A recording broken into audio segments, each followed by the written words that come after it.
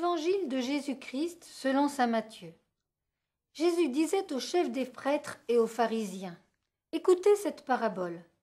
Un homme était propriétaire d'un domaine. Il planta une vigne, l'entoura d'une clôture, y creusa un pressoir et y bâtit une tour de garde. Puis il la donna en fermage à des vignerons et partit en voyage. Quand arriva le moment de la vendange, il envoya ses serviteurs auprès des vignerons pour se faire remettre le produit de la vigne. Mais les vignerons se saisirent des serviteurs, frappèrent l'un, tuèrent l'autre, lapidèrent le troisième. De nouveau, le propriétaire envoya d'autres serviteurs plus nombreux que les premiers, mais ils furent traités de la même façon. Finalement, il leur envoya son fils en se disant : ils respecteront mon fils. Mais voyant le fils, les vignerons se dirent entre eux : voici l'héritier, allons-y, tuons-le, nous aurons l'héritage. Ils se saisirent de lui, le jetèrent hors de la vigne et le tuèrent. Eh bien, quand le maître de la vigne viendra, que fera-t-il à ces vignerons ? On lui répond : ces misérables, il les fera périr misérablement, il donnera la vigne en fermage à d'autres vignerons qui en remettront le produit en temps voulu. Jésus leur dit : n'avez-vous jamais lu dans les Écritures ? La pierre qu'ont rejetée les bâtisseurs est devenue la pierre angulaire. C'est là l'œuvre du Seigneur, une merveille sous nos yeux. Aussi, je vous le dis, le royaume de Dieu vous sera enlevé pour être donné à un peuple qui lui fera produire son fruit. Les chefs des prêtres et les pharisiens, en entendant ces paraboles, avaient bien compris que Jésus parlait d'eux. Tout en cherchant à l'arrêter, ils eurent peur de la foule parce qu'elle le tenait pour un prophète. Ce texte se situe dans les derniers chapitres de l'évangile de Matthieu, peu avant l'arrestation de Jésus.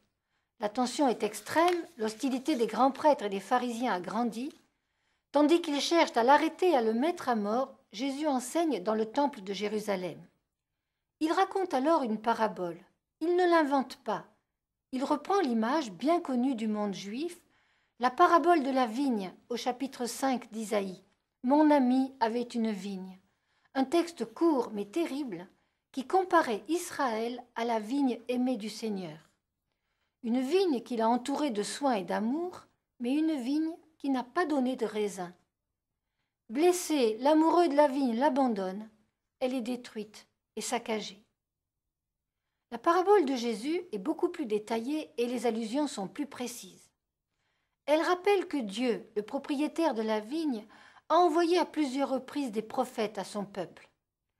Mais les responsables du peuple, les vignerons, ont rejeté et tué les prophètes, jusqu'à ce qu'enfin ils maltraitent et ils tuent le fils, l'héritier de la vigne. Et la conclusion semble sans appel. Que fera le maître de la vigne ? Il fera périr les mauvais vignerons et il donnera sa vigne à d'autres. Toutefois, de façon un peu surprenante, la citation du psaume vient relancer l'espérance. La pierre rejetée par les bâtisseurs est devenue la pierre angulaire.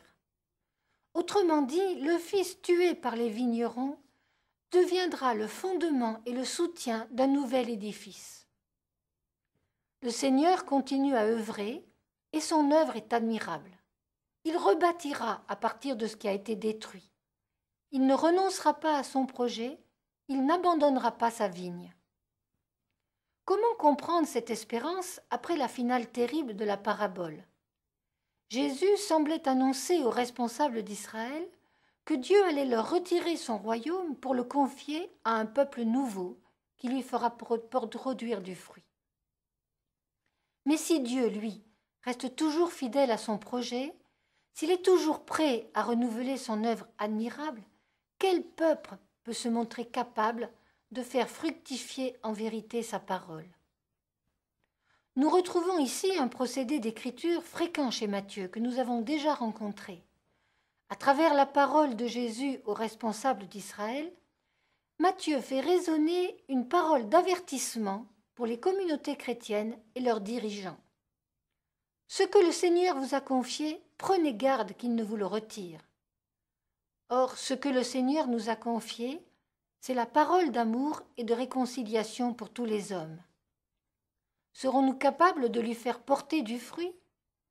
Serons-nous capables de l'offrir à d'autres, à tous les autres, sans la garder frileusement pour nous? Remettons la parabole dans sa juste perspective. Il ne s'agit pas ici de condamner un peuple. Il s'agit d'affirmer que Dieu rebâtit toujours à partir de ceux que les hommes rejettent.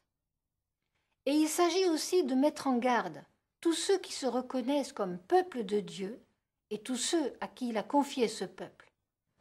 Sauront-ils rendre au Seigneur, sans se l'approprier, le fruit de la vigne, tout ce que son amour fait germer au cœur des hommes de bonne volonté?